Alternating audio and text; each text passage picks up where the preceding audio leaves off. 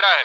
दूसरी तरफ या हुती विद्रोही भी इसमें शामिल हो रहे हैं, उनकी तरफ से भी हमले किया जा रहा है। सीरिया में अमेरिकी ठिकानों पर हमला किया जा रहा है। तो दुनिया जो है इस पूरे हमले के बाद यहाँ भी दो फ्रंट है और दुनिया भी दो धड़ों में बंटती हुई दिखाई दे रही है। किशोर जी नीरज, तो लेबनान के हमले उस वक्त तेज हुए जब हिजबुल्लाह ने इजराइल को 72 घंटे का अल्टीमेटम दे दिया था। वो भी तब जब इजराइल ने यह ऐलान कर दिया कि उसकी सेना किसी भी वक्त गाजा में घुस सकती है, जिसके बाद चीन खुलकर फिलिस्तीन के साथ खड़ा हो गया और ईरान ने इजराइल को अमेरिका की धमकी दे डाली। यानी दुनिया एक बार फिर भारी तबाही के मुहाने पर खड़ी दिखाई दे रही है। हमास और इजराइल की जंग में दुनिया के कई ताकतवर देशों ने एक दूसरे के खिलाफ खेमेबंदी शुरू कर दी है, क्योंकि हमास से हिसाब बराबर करने पर उतारू इजराइल को अमेरिका और उसके दोस्तों का पूरा समर्थन मिला, जबकि रूस, ईरान और चीन खुलकर फिलिस्तीन के साथ खड़े हो गए, जिसका सीधा मतलब यह हुआ कि दुनिया दो धड़ों में बढ़ सकती है,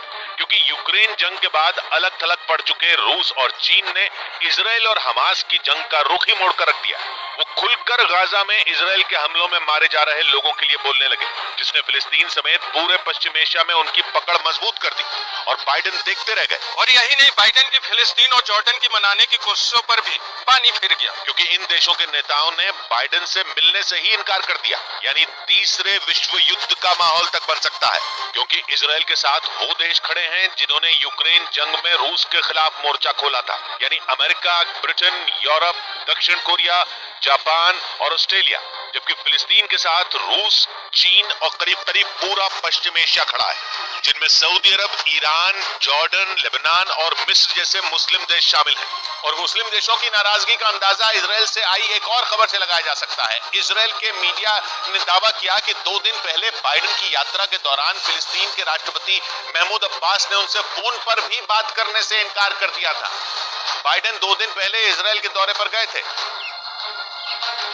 जहां से वो जॉर्डन जाने वाले थे और वहां उनकी मुलाकात महमूद अब्बास से होनी थी, लेकिन बाद में ये पूरा कार्यक्रम ही रद्द हो गया था। जिसके बाद दावा है कि बाइडेन ने महमूद अब्बास से फोन पर बात करनी चाहिए, लेकिन फिलिस्तीन के राष्ट्रपति इसके लिए भी तैयार नहीं हुए थे, क्योंकि यूक्रेन जंग के बाद जो माहौल बना वो इजराइल और हमास की लड़ाई के बाद और गर्मा गया। ये यूं कहें कि अमेरिका और रूस ने तय कर लिया कि वो खुलकर किस देश का साथ देंगे।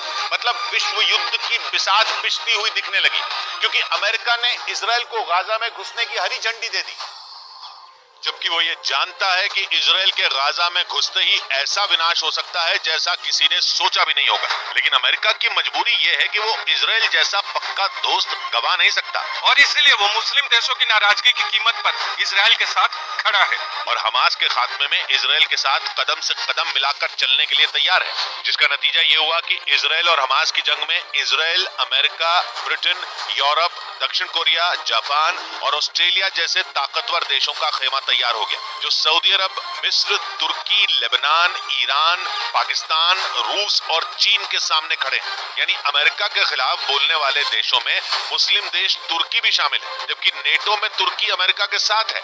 लेकिन इजराइल और हमास की जंग में वो अमेरिका के दोस्त इजराइल के खिलाफ खड़ा है। हालत यह हो गई कि इजराइल ने तुर्की से अपने लोगों को निकालना तक शुरू कर दिया, क्योंकि हमास के खिलाफ उसकी जंग यहूदियों और मुस्लिम देशों की जंग में बदलती दिख रही है। क्योंकि इजराइल और अमेरिका के खिलाफ खड़े ईरान और सऊदी अरब के बीच सारा झगड़ा ही शिया और सुन्नी मुसलमानों का था।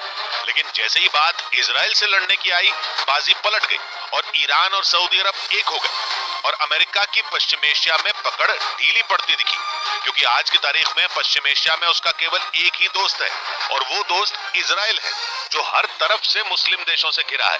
क्योंकि इजराइल की सीमाएं मिस्र, जॉर्डन, सीरिया, लेबनान और फिलिस्तीन जैसे देशों से लगी हैं और ये सभी देश मुस्लिम हैं, जहां अमेरिका का किसी न किसी तरह से दखल है और यहां से वो पश्चिम एशिया में ईरान को पैर फैलाने से रोक रहा है। लेकिन हमास और इजराइल की जंग के दौरान ईरान ने अमेरिका और इजराइल के खिलाफ ऐसा माहौल बनाया कि अमेरिका की पश्चिम एशिया में सालों पुरानी पकड़ कमजोर पड़ गई, क्योंकि ईरान ने अमेरिका का सऊदी अरब और इजराइल को साथ लाने का प्लान फेल कर दिया और हमास से जंग के कुछ ही दिन बाद सऊदी अरब इजराइल के खिलाफ खड़ा हो गया।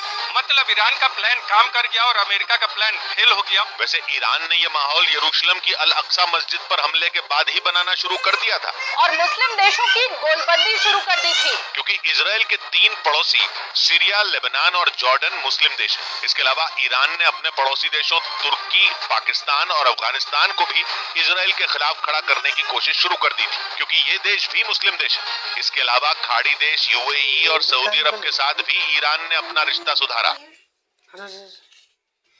Traders Research is a proprietary trading firm that educates and funds traders who want to quit their day job and trade full-time.